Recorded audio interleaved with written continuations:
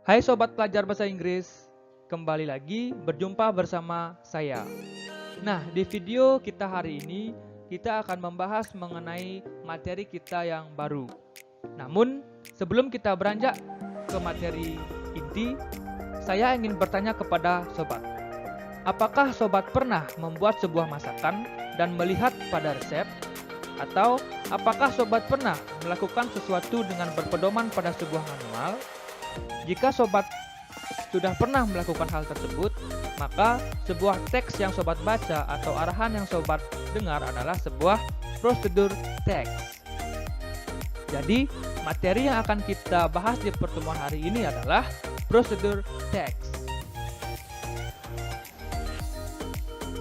Pertama-tama, kita akan membahas mengenai pengertian dari prosedur teks. Yang dimaksud dengan prosedur teks adalah genre dari sebuah tulisan yang menunjukkan bagaimana cara membuat sesuatu atau cara melakukan sesuatu dengan berurutan atau step by step. Tujuannya adalah untuk memberikan petunjuk tentang cara melakukan sesuatu melalui tindakan-tindakan atau langkah-langkah yang runtut. Berikutnya, kita akan membahas mengenai generic structure of procedure text. Generic structure yang pertama yaitu aim or goal. Aim ini merupakan tujuan dari prosedur text. Biasanya berupa judul atau deskripsi apa yang akan dibuat atau dilakukan.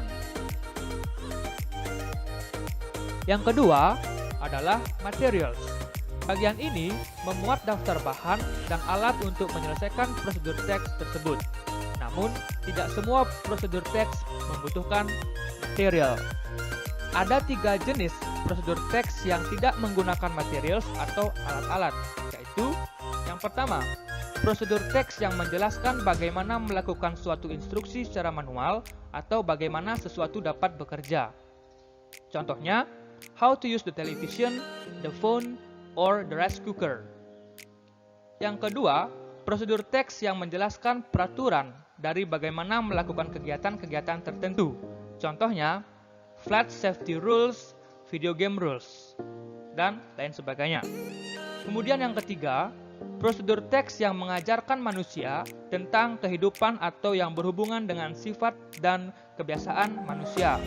Contohnya, how to be happy, how to be useful for someone, dan lain sebagainya. Kemudian kita beranjak ke generic structure yang ketiga, yaitu step. Bagian step berisi serangkaian langkah-langkah yang harus dilakukan dengan secara berurutan. Step ini dilakukan agar tujuan yang diutarakan pada bagian aim or goal dapat tercapai. Nah, selanjutnya kita akan mempelajari mengenai ciri-ciri dari prosedur teks. Ciri-ciri yang pertama adalah menggunakan pola kalimat perintah atau imperative sentence. Contohnya, cut the banana into pieces, don't mix the coconut milk with water, heat the water for 5 minutes, dan lain sebagainya. Yang kedua, menggunakan action verb, misalnya crack, cut, heat, mix, dan seterusnya. Yang ketiga, menggunakan sequence adverb seperti first, second, next, then, finally, while. Yang keempat, menggunakan adverbials atau kata keterangan untuk menyatakan rinci waktu dan tempat. Misalnya, cook the mixture for an hour, boil the water for 15 minutes, break the egg into bowl, and so on. Last but not least, menggunakan simple present tense.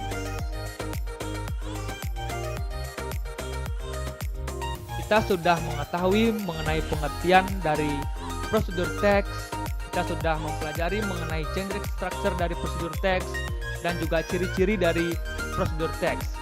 Nah, untuk bagian ini, saya sudah sediakan sebuah contoh how to make mango juice, cara membuat jus mangga. Mari kita simak bagaimana cara membuat jus mangga dan apa saja yang harus kita lakukan. Oke, first yang harus kita lakukan adalah kita harus siapkan bahan-bahan yang diperlukan. Di sini sudah tersedia bahan-bahan yang diperlukan, yaitu pertama, we need 2 ripe mangoes. Kita membutuhkan 2 buah mangga matang, and then 1 cup water, 1 gelas air, 2 tablespoon sugar, 2 sendok gula, a few ice cube, sedikit es batu. Nah, setelah kita mengetahui bahan-bahan apa saja yang kita perlukan, sekarang kita akan beranjak ke langkah-langkah yang harus kita lakukan. Mari kita simak langkah-langkahnya. Ya, the first step, wash the mangoes to remove any dirt. Then, peel the ripe mangoes. Cuci mangga untuk membuang kotoran, kemudian kupas mangganya. Second, cut the peeled mangoes into small pieces. Yang kedua, potong mangga yang telah dikupas tadi ke bagian-bagian kecil. Third, put them in a blender together with crushed ice, water, and sugar. Yang ketiga, masukkan ke dalam blender bersama es yang sudah dihancurkan. Fourth, blend until smooth. Yang keempat, blender sampai halus. Fifth, run the blend mixture through a sieve. Yang kelima, saring mangga yang telah di blender melalui saringan. Six, throw away the leftover pulp and mango fibers. Yang keenam itu, buang serat dan kotoran mangga. Last but not least, serve the juice in glasses with a piece of mango attached to the side of garnish. Yang terakhir, sajikan jus di dalam gelas dengan potongan mangga di ujung gelas sebagai hiasan.